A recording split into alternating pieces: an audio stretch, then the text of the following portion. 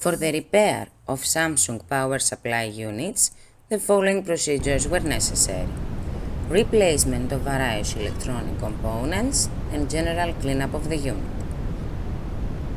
For testing, we used 24-volt DC power supply. When we turn on the power supply, the unit reacts accordingly.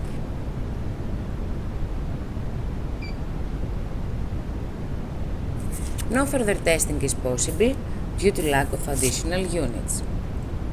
It is now clear that the Samsung power supply units are working successfully and they are ready to be